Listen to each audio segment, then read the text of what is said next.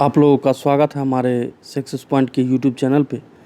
आज हम Indian history साथ में वर्ल्ड हिस्ट्री सिलेबस का डिस्कस कर लेते हैं। देखिए, अगर आप तैयारी करते हैं तो हम मैक्सिमम सब क्लास में बोलते हैं कि अगर आपके शहर में नोट्स वगैरह अवेलेबल हैं तो ज़रूर ले। अगर बुक अगर हिस्ट्री का लेना चाहते हैं तो इससे पीछे की भी क्लास में हमने बताया है कि आप बुक R.S. शर्मा, रामशरण शर्मा और मॉडर्न एंशिएंट हिस्ट्री में और सतीश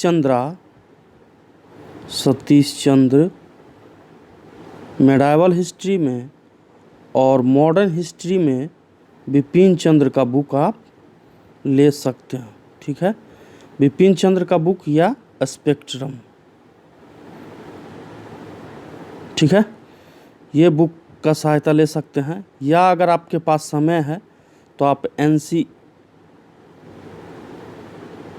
NCERT का अध्ययन भी कर सकते हैं, स्पेशल 11+12 के लिए। ठीक है, इस सिलेबस में हम स्पेशल फोकस करेंगे पीएससी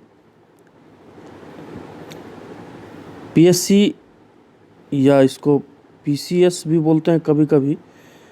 तो पीएससी लेवल के जो भी एग्ज़ाम है और यहाँ से जो नीचे जो जैसे SI हो, JPSC हो, UPPSC हो या BPSC हो, झारखंड पब्लिक सर्विस कमीशन के अंतर्गत अगर SI का एग्ज़ाम लेता हो या इससे अंतर्गत अगर SSC के आप तैयारी कर रहे हैं या रेलवे वगैरह के अगर आप तैयारी कर रहे हैं तो ये आपके लिए फ़ायदेमंद हो सकता है। या कोई अन्य कंपटीशन, ऐसे कंपटीशन का आप तैयारी कर रहे हैं जिस कंपटीशन में भारतीय इतिहास से क्वेश्चन आता है, तो ये क्लास आपके लिए इम्पोर्टेंट रहने वाला है। तो आज हम शुरू से डिस्कस कर लेते हैं इतिहास के विषय में। तो इसका फर्स्ट जो चैप्टर है वो हम नहीं डिस्कस करेंगे, क्योंकि डिस्क्रिप्शन में जब हम पढ़ाना स्टार्ट करेंगे तो हम सीधा सिंधु घाटी सभ्यता से स्टार्ट लेंगे। क्योंकि ये डिस्क्रिप्टिव टाइप है तो आप इस क्लास को देखने के बाद आप अपने कॉपी में, आप अपने नोटपैड में वीडियो को रोक के आप नोट्स भी बना सकते हैं। ठीक है, चलिए क्वेश्चन देखते हैं। हिस्ट्री जो है, हिस्ट्री को हमारे विद्वानों ने, जो हिस्ट्री के ज्ञाता हैं विद्वान, उन्होंने इसको 3 सेक्टर में बांटा है। 3 सेक्टर में पहले को रखा प्री हिस्ट्री, टाइम्स या पीरियड भी बोल सकते हैं। इसी के अंतर्गत आप देखेंगे तो प्रोटो हिस्ट्री पीरियड बोलेंगे और थर्ड में आ जाएगा आपका हिस्टोरिकल पीरियड, यानी इसको बोलेंगे हम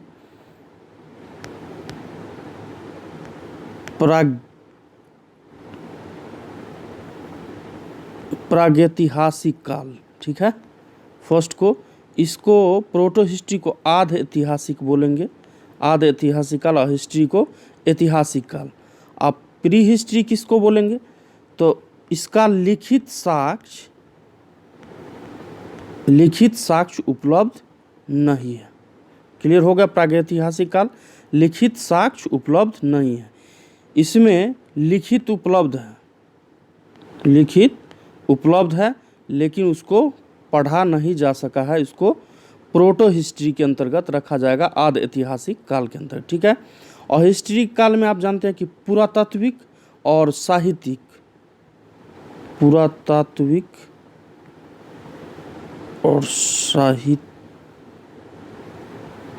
ये दोनों साक्ष्य उपलब्ध है और पढ़ा भी जा सका। फिर से सुन ले, प्री हिस्ट्री प्रागैतिहासिक में लिखित विवरण उपलब्ध नहीं है। आध ऐतिहासिक में लिखित तो उपलब्ध है लेकिन उसको पढ़ा नहीं जा सका है। और हिस्टोरिकल पीरियड यानी ऐतिहासिक काल को पुरातात्विक और साहित्यिक दोनों साक्ष्य मौजूद हैं। ठीक है, अब इसी के अंतर्गत आपका आ जाएगा, प्री हिस्ट्री के अंतर्गत आपका आ जाएगा पेलियोलिथिक एज, जिसको हम बोलेंगे पूरा पाषाण काल। थोड़ा मेरा पेंसिल नहीं काम कर रहा है। पूरा पाषाण काल बोलेंगे पेलियोलिथिक एज। मीसोलिथिक एज को हम क्या बोलेंगे? मध्य पाषाण काल, ठीक है। और उसके बाद नियोलिथिक को बोलेंगे नवपाषाण काल, नवपाषाण काल, ठीक है। यहाँ तक हम आ गए हैं। अब इसका टाइम पीरियड जो अगर हम रखना चाहे पूरा पाषाण काल का, तो प्रारंभ से यहाँ लिख लीजिएगा, आप लोग कॉपी में राइट कर लीजिएगा। प्रारंभ से 10,000, 10 के हम लिख देते हैं, 10,000 ईस्वी पूर्व तक, ठीक है। और उसके बाद आप सेकेंड में आएंगे मीसोलिथिक में, मध्य पाषाण काल में, तो इसका आप 10K से 5500 के बीच ईस्वी पूर्व के बीच इसका मान सकते हैं। और न्यूलिथिक का टाइम पीरियड आप 5500 से 3000 ईस्वी पूर्व तक आप इसको निर्धारण कर सकते हैं, या हमारे जो हिस्ट्री के विद्वान हैं उन्होंने निर्धारण किया है, ठीक है। अब इसी के अंतर्गत अब यहाँ पॉइंट यहाँ पे आ जाइए, यहाँ 3 पॉइंट ख़त्म हो गया प्री हिस्ट्री के अंतर्गत, पेलियोलिथिक, मीसोलिथिक, नियोलिथिक, ठीक है। अब प्रोटो हिस्ट्री के अंतर्गत आप आ जाइए, कौन कौन चैप्टर हमको पढ़ना है। तो प्रोटो हिस्ट्री में हमने आपको बताया कि ये इसका लिखित साक्ष्य तो उपलब्ध है लेकिन पढ़ा नहीं जा सका है, और इसको आद ऐतिहासिक भी बोलते हैं।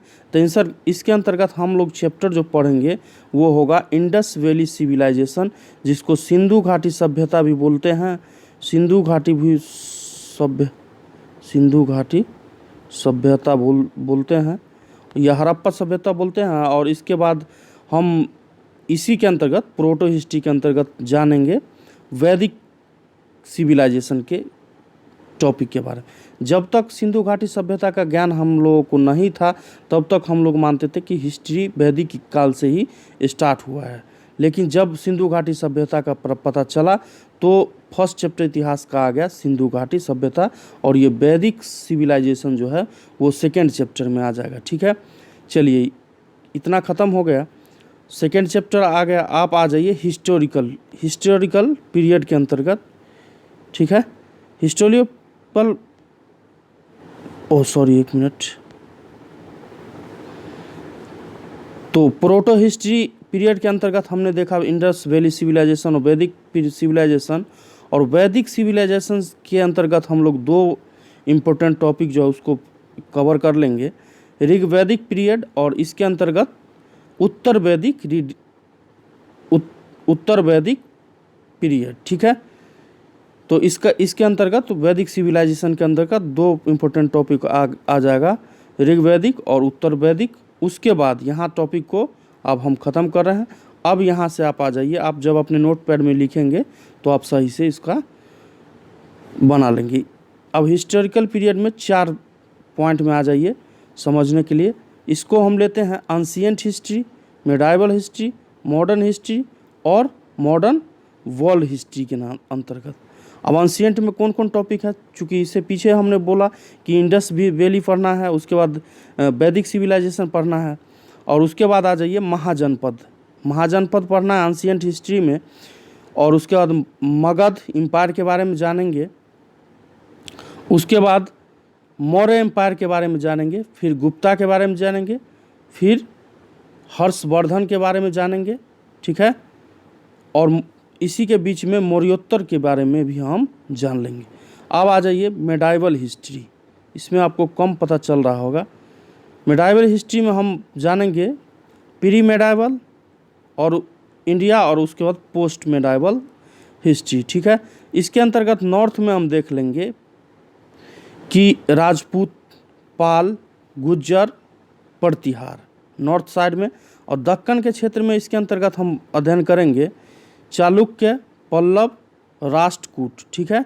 और साउथ में जो है उस साउथ इंडिया में अध्ययन करेंगे चेर, पांड्याज, चोल, शाही चोल, ठीक है। ये हो जाएगा। उसके बाद आप आ जाइए पोस्ट मेडाइवल हिस्ट्री में। तो पोस्ट मेडाइवल हिस्ट्री में जब आप आएंगे तो नॉर्थ साइड में आपको दिल्ली सल्तनत जिसको बोलते हैं, बहुत बड़ा टॉपिक है, ये देखने को मिलेगा। और उसके बाद मुग़ल एम्पायर भी आपको देखने को मिलेगा, ठीक है। उसके बाद दक्कन क्षेत्र में आ जाइए, विजयनगर और बहमनी, ठीक है, विजयनगर और बहमनी। और साउथ में जब आएंगे तो चेर और देवगिरी साम्राज्य का अध्ययन हम कर लेंगे, ठीक है। अब आ जाइए आप यहाँ से मॉडर्न हिस्ट्री में, ठीक है। मॉडर्न हिस्ट्री में, एक मिनट, मॉडर्न हिस्ट्री में आप आ जाइए तो मॉडर्न हिस्ट्री को हम 4 पार्ट में डिवाइड कर देते हैं। फर्स्ट पार्ट में आप देखेंगे कि यूरोपियों का भारत का आगमन, कैसे पुर्तगाली, डच, अंग्रेज, फ्रेंच ये सब कैसे भारत आए, इसके विषय में जानेंगे। सेकेंड टॉपिक होगा मॉडर्न हिस्ट्री में मुगल साम्राज्य का पतन। उसके बाद इसी के सेकेंड चैप्टर होगा, उसका थर्ड चैप्टर में जान लेंगे कुछ नए राज्यों का उदय, जिसके अंतर्गत बंगाल, अवध, हैदराबाद, कर्नाटक, मराठा, इन सभी के विषय में अलग अलग से हम जानकारी हासिल करेंगे हिस्ट्री में, मॉडर्न हिस्ट्री के अंतर्गत। उसके बाद आएंगे अंग्रेज़ों का भारत में विजय, कर्नाटक युद्ध, बंगाल, पलासी, बक्सर, मैसूर, मराठा की संघ की समाप्ति कैसे हुई, पंजाब का अधिग्रहण, ठीक है। इसके बाद हम आ जाएंगे सेकेंड की दासवाद का बंधन, राष्ट्रवादी जागरण, स्वतंत्रता संग्राम की गतिशीलता और स्वतंत्रता के बाद भारत की स्थिति। तो ये टोटल टॉपिक रहा इंडियन हिस्ट्री का। जब हम चैप्टर स्टार्ट करेंगे तो उसमें भी एक बार हम सिलेबस, जिस टॉपिक को पढ़ाएंगे उसका सिलेबस हम उस समय ज़रूर डिस्कस करेंगे, ठीक है। और मॉडर्न वर्ल्ड हिस्ट्री में वैसे मैक्सिमम एग्ज़ाम में अपने यहाँ मॉडर्न वर्ल्ड हिस्ट्री से क्वेश्चन नहीं आता, फिर भी आप जान ले कि मॉडर्न हिस्ट्री में 14वीं से 16वीं सदी पुनर्जागरण में धर्म सुधार आंदोलन हुए हैं। उसके बाद भौगोलिक खोज हुए हैं, इसके विषय में पढ़ना है। उसके 1750 से 1900 ईस्वी में औद्योगिक क्रांति इंग्लैंड से स्टार्ट हुआ, अमेरिका क्रांति, फ्रांसीसी क्रांति, राष्ट्रवाद का उभार, जर्मनी व इटली का एकीकरण, ठीक है। उसके बाद आप मॉडर्न वर्ल्ड हिस्ट्री में देखेंगे 1900 से 1950 के बीच प्रथम विश्व युद्ध में 1914 से 18 के बीच हुआ। उसका रूसी क्रांति के बारे में जान लेंगे। और 2 विश्व युद्ध के मध्य यूरोप की क्या स्थिति है उसके विषय में पढ़ना है। और उसके बाद द्वितीय विश्व युद्ध जो 1939 से 45 के बीच हुआ उसके विषय में हमको जानना है, ठीक है। तो आते हैं, लेते हैं फर्स्ट क्लास हम स्टार्ट कर देते हैं सिंधु घाटी सभ्यता के बारे में। आप जानते हैं कि सिंधु घाटी सभ्यता के बारे में, सिंधु घाटी का नाम सिंधु घाटी क्यों पड़ा, क्योंकि आप जानते हैं कि सिंधु घाटी का नाम सिंधु घाटी इसीलिए पड़ा क्योंकि वहाँ वो जितना भी इसका परिक्षेत्र है, जो भी परिक्षेत्र है सिंधु घाटी का, वो किसी न किसी नदी के तट पे है। तो उसी के संदर्भ में इसका नाम सिंधु घाटी सभ्यता पड़ा, ठीक है। और इसे भी थोड़ा 1 मिनट रुक के हम आपको कुछ और जानकारी दे दें इस टॉपिक के स्टार्ट करने से पहले, कि आपने सुना होगा BC और AD, ठीक है। BC का अर्थ होता है, थोड़ा यहाँ भी BC को ईसा पूर्व हिस्ट्री में बोलते हैं, और BC का मतलब होता है बिफोर, अंग्रेजी मीनिंग है क्रिस्ट, ठीक है। और AD का मतलब होता है अनो डोमिनी, ठीक है। मतलब चलिए यहाँ इसका फुल फॉर्म हम लिख दिया, आप जानने का कोशिश करते हैं। चलिए एक पॉइंट हम खींच दी, यहाँ 0 मान लिए इसको। इधर अब सपोज कर लीजिए कि 100, 200, 300 मान लीजिए और प्लस करते आइए। और यहाँ पे मान लीजिए कि इधर भी आप 100, 200 इसी प्रकार आप जाते जाइए। इस साइड को हम ईसा पूर्व बोल रहे हैं और इधर AD बोल रहे हैं, यानी कि सिर्फ ईस्वी, ठीक है। यहाँ पे जो 0 है, 0 को इतिहास में बर्थ माना गया है, बर्थ ऑफ जीसस, ठीक है। यहाँ से बर्थ ऑफ जीसस को 0 मान लिया गया और 0 के जो इस साइड हुआ, 0 के जो बाद का हुआ उसको AD ईस्वी में बोलते हैं। और इससे जो पीछे का जो भी घटना हुआ है उसको हम ईसा पूर्व बोलेंगे, ठीक है। तो आ जाइए आप टॉपिक में सिंधु घाटी सभ्यता के बारे में, ठीक है। तो वर्षों पुरानी सिंधु घाटी सभ्यता 20वीं सदी के द्वितीय दशक तक एक गुमनाम सभ्यता थी, अर्थात लोग इस सभ्यता के बारे में अपरिचित थे। विद्वानों की धारणा थी कि सिकंदर 326 ईस्वी के पूर्व 326 ईस्वी के पूर्व भारत में कोई सभ्यता नहीं थी। ठीक है। 20वीं सदी के तृतीय दशक में दो हिस्टोरियन बोलिए विद्वान दयाराम साहनी और अखालदास बनर्जी ने, ठीक है, इस सभ्य प्राचीन कुछ वस्तुओं जो दो स्थान हड़प्पा और मोहनजोदड़ो प्राचीन स्थलों से पूरा वस्तु प्राप्त कर यह सिद्ध कर दिया कि सिकंदर के पूर्व भी एक सभ्यता थी जो समकालीन सभ्यता में सबसे विकसित सभ्यता माना जाता है। कालांतर में सर जॉन मार्शल, माधव स्वरूप वत्स, के.एन. दीक्षित, अर्नेस्ट मैके, ऑरेल स्टेइन, अमलानंद घोष, जे.पी. जोशी आदि विद्वानों ने उत्खनन के महत्वपूर्ण सामग्रियों प्राप्त की। उत्खनन से प्राप्त अवशेषों के आधार पर पूरी सभ्यता को सिंधु घाटी अथवा इसके मुख्य स्थल हड़प्पा के नाम पर हड़प्पा सभ्यता कहा जाने लगा। अब इसका नामकरण कैसे हुआ ये जान लीजिए। सिंधु घाटी सभ्यता का जो क्षेत्र अत्यंत व्यापक था। आरंभ में हड़प्पा और मोहनजोदड़ो की खुदाई से इस सभ्यता के प्रमाण प्राप्त हुए। विद्वानों ने इसे सिंधु सभ्यता का नाम दिया है क्योंकि ये सिंधु और उसकी सहायक नदियों के क्षेत्र में आते थे। बाद में से रोपर, लोथल, कालीबंगा, बनावली, रंगपुर आदि क्षेत्रों में भी इस सभ्यता के अवशेष मिले हैं। ठीक है, जो सिंधु और उसकी सहायक नदियों के क्षेत्र से बाहर थे। अतः इतिहासकार इस सभ्यता का प्रमुख केंद्र जो है हड़प्पा को माना है। ठीक है, इसीलिए इसको हड़प्पा सभ्यता के नाम से जाना जाता है। चलिए आगे आ जाइए कि विस्तार कहाँ तक है। तो इस सभ्यता का जो विस्तार है, ऊपर मान लीजिए नॉर्थ, इधर वेस्ट, इधर ईस्ट और इधर साउथ। तो इस सभ्यता का विस्तार दक्षिण पूर्व में गिरपुर उत्तर प्रदेश में है पूर्वी सीमा, और दक्षिणी सीमा दैमाबाद महाराष्ट्र में, दक्षिणी सीमा और उत्तरी सीमा जो है मांडा जम्मू कश्मीर में है, और सुतका गेंडोर बलूचिस्तान में जो पड़ता है वहाँ पश्चिमी सीमा इसका निर्धारण किया गया। चलिए क्वेश्चन यहाँ से इम्पोर्टेंट टॉपिक स्टार्ट हो रहा है कि सिंधु घाटी सभ्यता कांस्य युगीन सभ्यता थी। ये भी क्वेश्चन कभी कभी आपको एग्जाम में देखने को मिलता है कि सिंधु घाटी सभ्यता किस टाइप की सभ्यता थी। तो यह कांस्य युगीन सभ्यता थी, जिसका मतलब होता है ताम्रपाषाण काल में भारत के पश्चिमी क्षेत्र में इसका हुआ।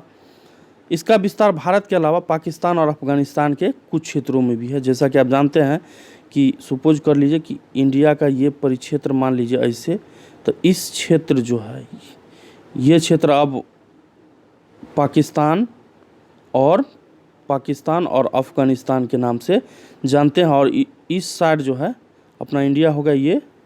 तो इसके वजह से इस क्षेत्र का कुछ हिस्सा पाकिस्तान में, कुछ हिस्सा अफगानिस्तान में और कुछ हिस्सा भारत में भी प्रेजेंट है। ठीक है,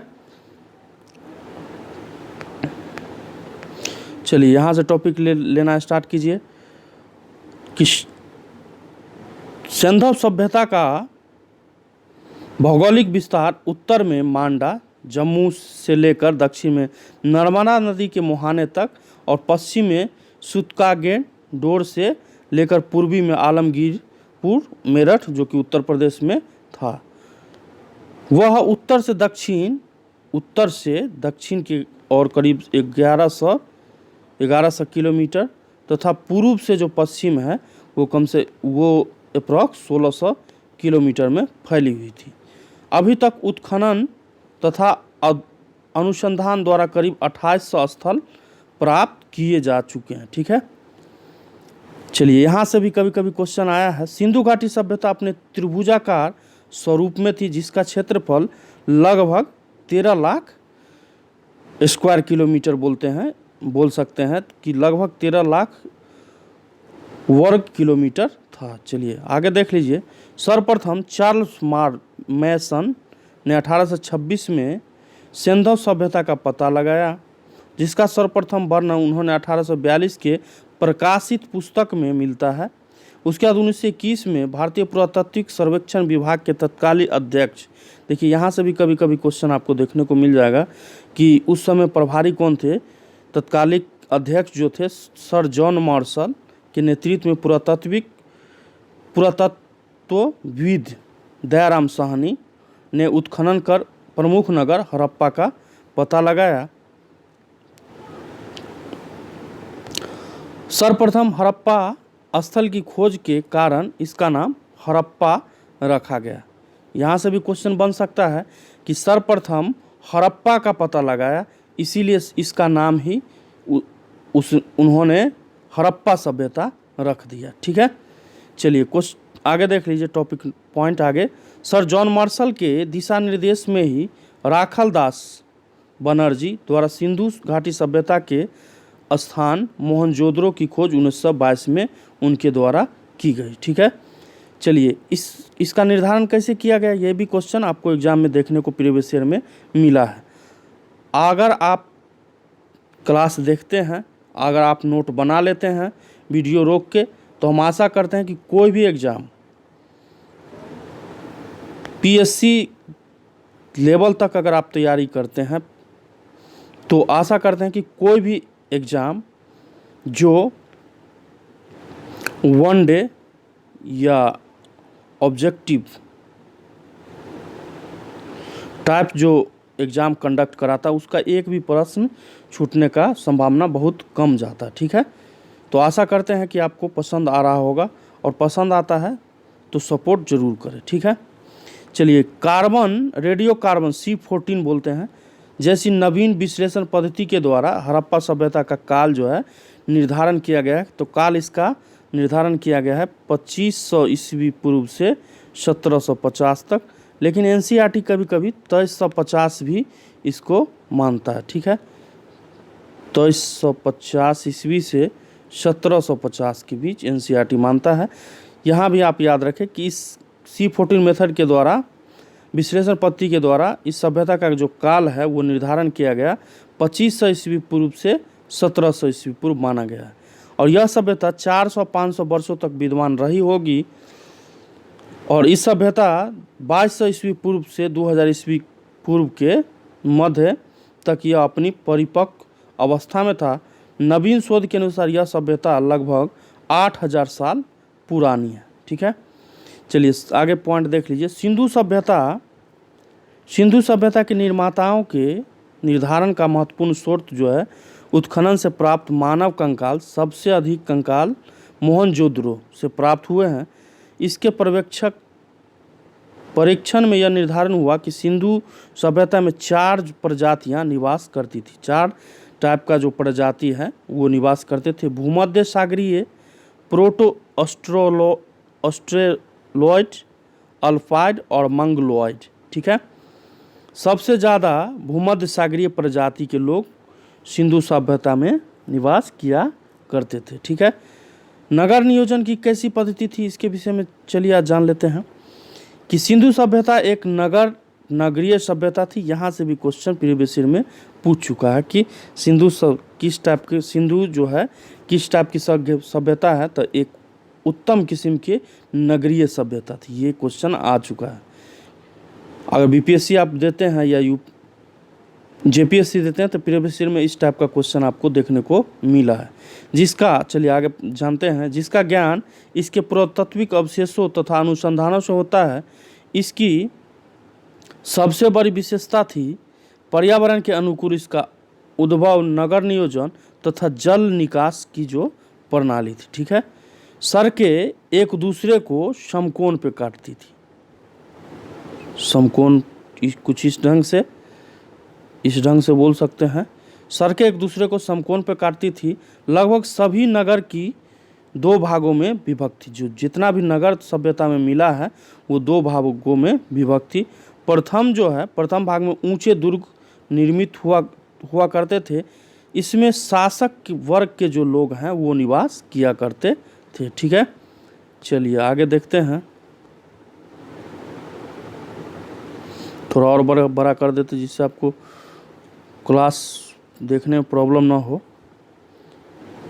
दूसरे भाग में नगर या आवास क्षेत्र के साक्ष्य मिले हैं जो अपेक्षाकृत बड़े थे। आमतौर पर यहाँ सामान्य नागरिक, व्यापारी लोग, शिल्पकार, कारीगर और श्रमिक वगैरह निवास किया करते थे।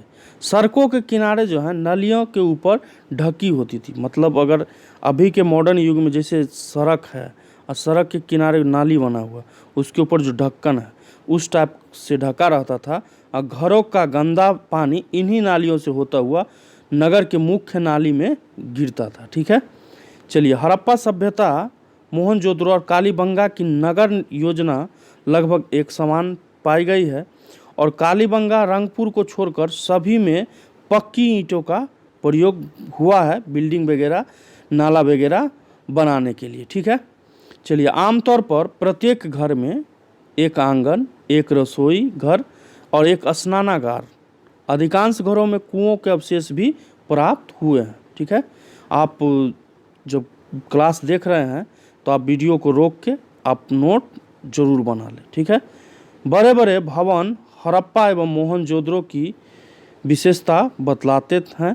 हड़प्पाकालीन नगरों के चारों ओर प्राचीर बनाकर किलेबंदी की गई थी जिसका उद्देश्य नगर को चोर, लुटेरों एवं जो पशु दस्युओं से बचाना है, जो जैसे कि शेर वगैरह जो है जो मनुष्य को खा सकते हैं, मार सकते हैं, उस टाइप के पशु को बोलते हैं, तो उससे बचाना मुख्य उद्देश्य रहा होगा। ठीक है, मोहनजोदड़ो का विशाल स्नानागार, यहाँ से भी क्वेश्चन आपको प्रीवियस ईयर में मिला है देखने को कि विशाल स्नानागार कहाँ से प्राप्त हुआ, तो मोहनजोदड़ो से। तो मोहनजोदड़ो का विशाल स्नानागार सिंधु सभ्यता का अद्भुत निर्माण है, जबकि अन्नागार सिंधु सभ्यता की सबसे बड़ी इमारत, यानी कि सिंधु सभ्यता को बोल सकते हैं। सिंधु सभ्यता की सबसे बड़ी इमारत जो थी वो अन्नागार थी। ठीक है, अन्नागार और मोहनजोदड़ो का विशाल स्नानागार भी प्राप्त हुआ। ये दोनों क्वेश्चन आपको प्रीवियस ईयर में पूछ चुका है। घरों के दरवाजे एवं खिड़कियां मुख्य सड़क पर न खुलकर गलियों में खुलती थी। मुख्य सड़क अगर इस साइड है तो इधर न खुल के अपोजिट साइड गली की ओर खुला करता था। ठीक है,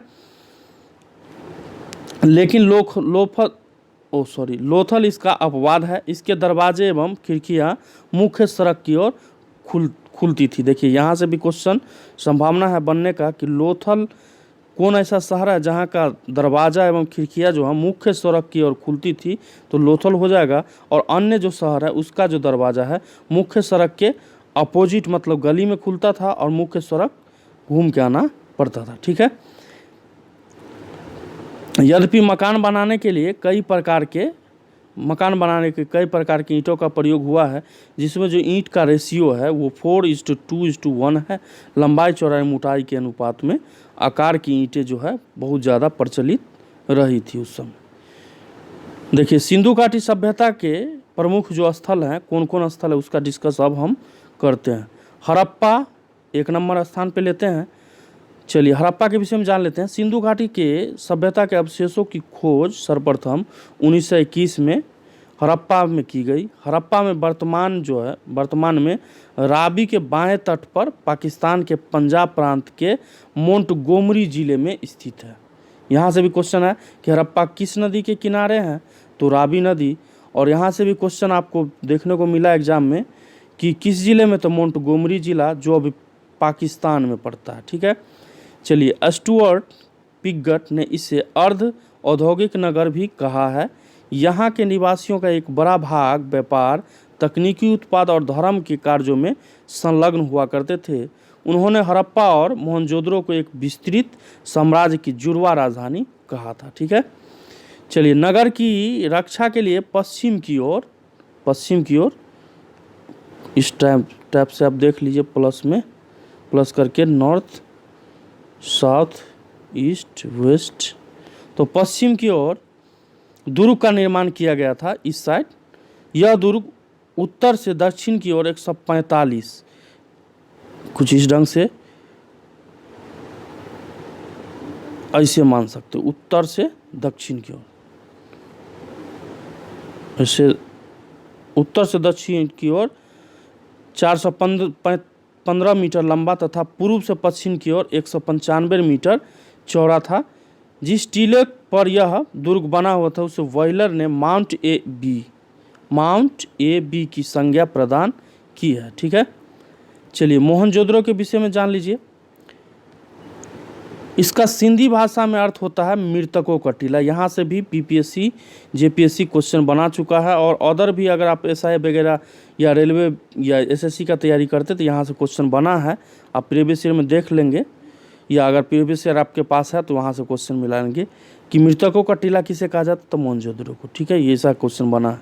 तो इस सिंधी भाषा में इसका अर्थ होता है मृतकों का टीला। यह सिंध पाकिस्तान के लारकाना जिले में सिंधु नदी के तट पर स्थित है। ठीक है, सर्वप्रथम इसकी खोज राखालदास बनर्जी जी के द्वारा किया गया था 1922 में। और मोहनजोदड़ो की शासन व्यवस्था राजतंत्रात्मक न होकर जनतंत्रात्मक हुआ करता था। बृहद स्नानागार मोहनजोदड़ो का सर्वाधिक महत्वपूर्ण सार्वजनिक स्थल है। इसकी केंद्रीय खुले प्रांगण के बीच जलकुंड या जलाशय भी बना हुआ था। चलिए आप आ जाइए आगे।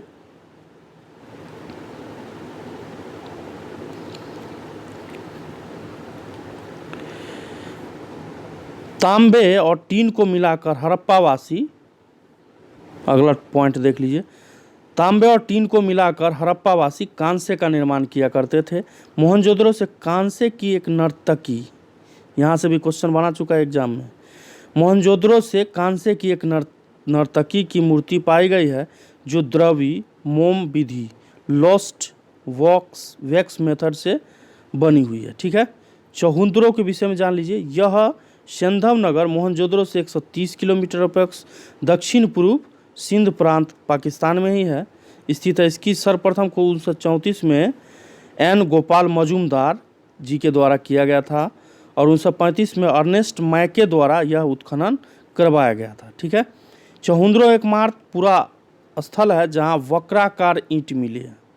वक्राकार, ठीक है, ईंट मिली है। चौहुंदरो में किसी दुर्ग का अस्तित्व तो नहीं मिला है। चौहुंदरो से पूर्वोत्तर हड़प्पाकालीन संस्कृति झुकर जांगर के अवशेष भी प्राप्त हुए हैं। ऐसा प्रतीत होता है कि यह एक औद्योगिक केंद्र रहा होगा जहां मणिकारी, मुहर बनाने, भार माप के बटखरे बनाने का काम होता होगा। अर्नेस्ट मैके ने यहाँ मनका बनाने का कारखाना एवं भट्ठी की खोज भी की है। ठीक है, यहाँ से भी क्वेश्चन एग्जामिनर बना चुका है कि मनका बनाने का कारखाना और भट्ठी का खोज कहाँ से किया गया, तो चौहुंदरो से। लोथल के विषय में आप आइए जान लेते हैं। यह गुजरात के अहमदाबाद में है। देखिए यहाँ से क्वेश्चन यहाँ से बनाया है कि लोथल कहाँ आप पड़ता है, तो गुजरात में अहमदाबाद में। ठीक है, सौराष्ट्र भी बोलते हैं। कभी कभी कोई बुक में इसका भी चर्चा आपको देखने को मिल जाएगा, या लुसेंट वगैरह में इसका चर्चा मिल जाएगा। गुजरात के अहमदाबाद जिले के सगरवाल ग्राम के समीप दक्षिण में भोगवा नदी तट पर स्थित है। इसकी खोज सर्वप्रथम डॉक्टर एस आर राव ने 1955 में की गई थी। 1955 में doctor S R Rao ji के द्वारा किया गया था। यह एक बंदरगाह, यहाँ से क्वेश्चन एग्जामिनर बना चुका है। यहाँ से टॉपिक याद रखिएगा और नोट में जरूर हाईलाइटेड कर लीजिएगा। यह एक प्रमुख बंदरगाह था जो पश्चिमी एशिया में व्यापार का प्रमुख केंद्र रहा था। क्वेश्चन क्या बना है कि बंदरगाह उस समय सिंधु घाटी में किस स्थान पे बंदरगाह हुआ करता था, तो लोथल। तो ये इम्पोर्टेंट टॉपिक पॉइंट है। लोथल में नगर को दो भागों में न बांटकर एक ही रक्षा प्राचीर से पूरे नगर को दुर्गीकृत किया गया था। ठीक है, अब आ जाते हैं राखी गढ़ी के विषय में जान लेते हैं। हरियाणा के हिसार जिले में प्रमुख पुरातात्विक स्थल है जो प्रेजेंट है। कहाँ है राखी गढ़ी? हिसार के हरियाणा जिले में। यहाँ अन्नागार एवं रक्षा प्राचीर के भी साक्ष्य प्राप्त हुए हैं। मई 2012 में ग्लोबल हेरिटेज फंड ने इसे एशिया के 10 ऐसे विरासत स्थलों की सूची में शामिल किया जिसे नष्ट हो जाने का खतरा है। ठीक है, क्योंकि आप जब द हिंदू का अध्ययन करते हैं तो कभी कभी यहाँ से जो अप टू डेट होता है वो आपको हिंदू में देखने को मिलता है, तो कभी कभी हिस्ट्री वगैरह में अभी इसका अप टू डेट आपको देखने को नहीं मिलता आमतौर पे। चलिए उसके विषय में जान लीजिए। कालीबंगा के विषय में, यह राजस्थान के गंगा नगर जिले के घग्गर नदी के बाएं तट पर प्रेजेंट था, और कालीबंगा का शाब्दिक अर्थ होता है काले रंग की चूड़ियाँ। यहाँ से भी क्वेश्चन एग्जामिनर बना चुका है कि कालीबंगा का शाब्दिक अर्थ क्या होता है, तो काले रंग की चूड़ियाँ। ठीक है, इसकी जो खोज है 1951 में अमलानंद घोष के द्वारा किया गया था, और 1961 ईस्वी में बीबी लाल और बीके थापर के निर्देशन में व्यापक खुदाई की गई। यहाँ से जुते हुए खेत, देखिए यहाँ से भी एग्जामिनर क्वेश्चन बना चुका है। प्रीवियस ईयर में आप देखेंगे जो भी एग्ज़ाम का आप तैयारी करते हैं मैक्सिमम, चाहे आप एसएससी हो, चाहे रेल हो, चाहे आप जेपीएससी का करते हो, चाहे एसआई हो, चाहे बीपीएससी का आप कर रहे हो, चाहे बीएसएससी का कर रहे हो, चाहे बीपीएसएससी का आप करते हो, चाहे यूपीपीएससी का कर रहे हो, तो ये इस सब का प्रीवियस ईयर जिस भी एग्ज़ाम का आप करते हैं तो उसमें प्रीवियस ईयर में ज़रूर क्वेश्चन आपको देखने को मिलता है इस टाइप का। तो यहाँ से जुते हुए खेत का जो है साक्ष्य मिला है कालीबंगा से। ठीक है, और यहाँ के भवनों का निर्माण जो है कच्ची ईंटों द्वारा हुआ था। यहाँ से अलंकृत ईंटों के भी साक्ष्य प्राप्त हुए। अब अभी के मानव से हमें तो लग रहा है कि उस समय का मानव कुछ ज़्यादा ही डेवलप रहा होगा कि अलंकृत ईंट का भी साक्ष्य वहाँ से प्राप्त हुआ। आगे और भी आपको देखने को मिला कुछ। कालीबंगा में शवों के अंत्येष्टि, अंतिम संस्कार।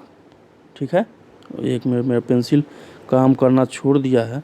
कालीबंगा में शवों के अंत्येष्टि संस्कार हेतु 3 विधियाँ जो है पूर्ण समाधिकरण, आंशिक समाधिकरण और दाह संस्कार के भी प्रमाण, तीनों प्रकार के अंतिम संस्कार का प्रमाण जो है वो आपको कालीबंगा से प्राप्त हुआ। चलिए बनावली के विषय में जान लीजिए। हरियाणा के फतेहाबाद जिले में स्थित है। इस पुरातत्विक की खोज 1973 में आर.एस. विस्ट ने की थी। ठीक है, आगे जान लीजिए, आगे आते हैं। इस स्थल से कालीबंगा की तरह ही हड़प्पा पूर्व और हड़प्पाकालीन दोनों संस्कृतियों के अवशेष प्राप्त हुए हैं। यहाँ जल निकास प्रणाली का अभाव था। यहाँ से मिट्टी का बना हुआ हल मिला है। यहाँ से क्वेश्चन एग्जामिनर बना चुका प्रीवियस ईयर। हम हाईलाइटेड इसीलिए आपको कर देते हैं क्योंकि आप अपने नोटबुक में जरूर हाईलाइटेड कर ले, क्योंकि यहाँ से क्वेश्चन बनने का प्रबल संभावना एग्जाम में हो जाता है। बनावली से अधिक मात्रा में जौ की जो है फसल प्राप्त हुई है। चलिए धौलावीरा के विषय में जान लीजिए कि यह गुजरात के कच्छ जिले के भचाऊ तालुका में स्थित है। इसकी खोज जो है 1967 में जेपी जोशी ने की थी, और यहाँ से प्राप्त होने वाली सिंधु लिपि के 10 बड़े चिन्हों से निर्मित शिलालेख महत्वपूर्ण उपलब्धि है। धौलावीरा के निवासी जो है जल संरक्षण की तकनीक से परिचित थे। नगर 3 भागों में विभक्त हुआ करते थे, दुर्ग भाग, मध्यम भाग और निचला भाग। हड़प्पा से अब दुर्ग भाग क्या है, मध्यम भाग क्या है, निचला भाग क्या है, अगर इससे भी डिटेल में आपको पढ़ना है तो आप सीधा एनसीईआरटी का सहायता ले या आर शर्मा जी का बुक का आप सहायता ले सकते हैं। ठीक है, वैसे जो नोट है ये सफिशिएंट है आपको एग्जाम के लिए। ठीक है, धौलावीरा से हड़प्पा सभ्यता का एकमात्र स्टेडियम खेल का मैदान जो है प्राप्त हुआ।